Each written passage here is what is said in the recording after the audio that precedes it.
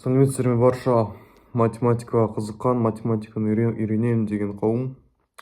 Сіздермен бірге әдеттегідей Батырхан. Және біз бүгін периметр және аудан маңызын үйренетін боламыз. Аудан және және периметр. Басталмай тұрып аудан бізде S әріпімен белгіленеді.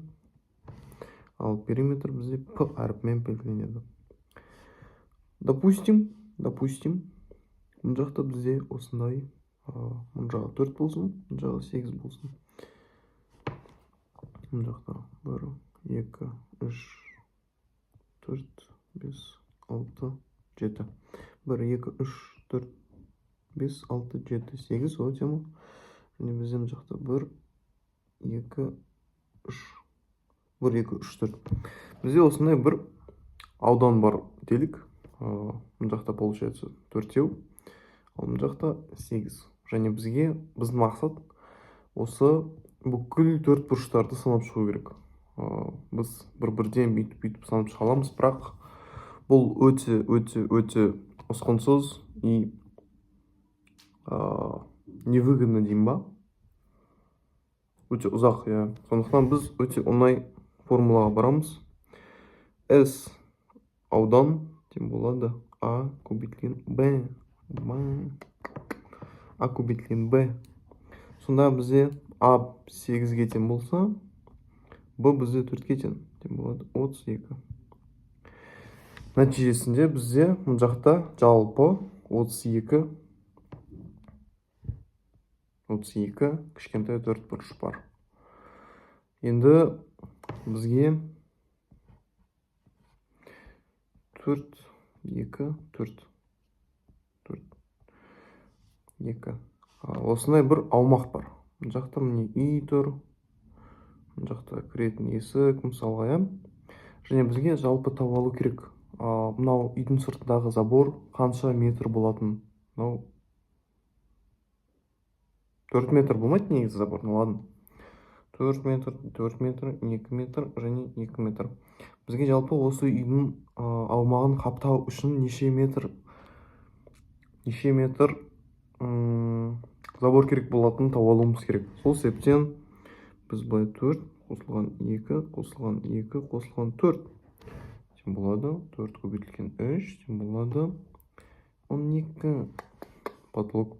Немесе, бұл айтпақшы бізде периметрға тең.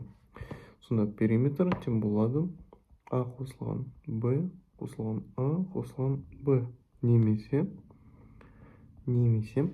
2А қосылған 2Б немесе 2 жақша ішінде А қосылған Б. Потолок. Периметр жалпы түсінігі болу үшін осындай оңай мысалды тауып осындай оңай мысалды қолдануға болады, иә.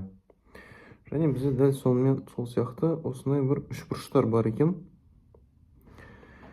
Мұн жағы 8, мұн жағы 8, мұн жақта 8 дейік. Бұл бізде тең қабырғалы үшбұрыш. Үшбұрыштың аудандарын табу формулалары өте көп. Но любойына келетін, егер бізде 3 қабырға бар болса, табылатын болса, бізде осындай бір Герон атты жақсы формула бар. Ол түбір астында P, жақша ішінде P минус А, P минус P, және P минус С тең. Ал P бізде периметрдің өзі емес, бізде именно жарты периметр. 26 бөлінген қосындысы 8 қосу 8 қосу 10 тең болады 10.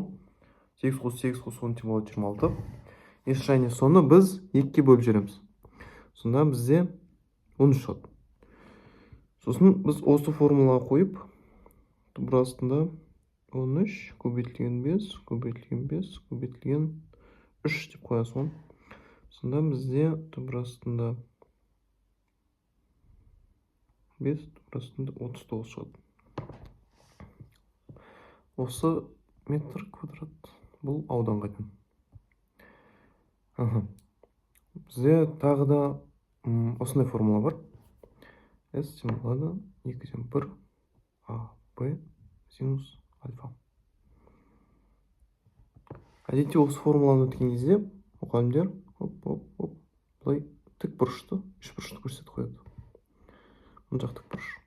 Және мына жақта катеттер 3 пен 4 дейік. Осында бізде осыны аудан табу үшін S тең болады 2/1 көбейтілген 3 көбейтілген 4. Мына жақта 2 тең болады 6. Мен не себептен синус альфаны жазбадым? Себебі біз мына жақтағы осы формулада осы альфа, мынау альфаға тең, ол бізде 90 градус. Синус 90 градус тең болады 1. Сондықтан тік бұрышты үш бұрышқа қатысты болған кезде осы формула ол синус альфаны жазбай қойсақ та болады. Ал егер де кәдімгі үш бұрыш, мысалға былай, так, мына жақ неше мынау 60 дейік жарайды, 60 градус дейік. Мына жақ 3, мына жақ 2 болсын. Сонда бізде S тең болады 2/1 көбейтілген 2 көбейтілген 3 көбейтілген синус 60 бізде тубырас 3 бөлінген 2 тең 3 деп 2-ні жазғаным ше, потолок. Так, мынау екеуін қысқарады. Так, получается 3 тубырасты 3 бөлінген 2. Бұл бізде метр квадрат. Метр дейік, немесе сантиметр ба, білмеймін, без разницы. Өз қалауларыңыз. Осылай осы формуланы қолданамыз. Тағы да бір соңғы есепті қарастырайық. S тең болады соңғы формуланы. S тең болады 2/1 AH. Бұл бізде мынау H деген ол биік тік. Ол ал мынау сол биіктікке туыскен қабырға. Потом біз оны мысал ретінде қарастырайық. Үш бұрыш, мынау 4 дейік, мына жақ 5 дейік, биіктік, былай тік бұрыш қойып қоямыз. S тең болады 2/1 көбейтілген 4 көбейтілген 5 2 тең болады 10 метр квадрат. Осы үш бұрыштың ауданы 10 метр квадратқа тең. Мына жақта ең маңызды жайт ол биіктік, және сол биіктік түскен қабырғаға қатысты ғана осы формула. Мынау жалпы осы формула. Басқа ешбір жағдайда бұл келе алмайды. Болды, осымен сабағымыз бітті. Назарларыңызға рахмет. Қызықты болса лайк қойыңыздар, комментарий жазыңыздар. Вот сол.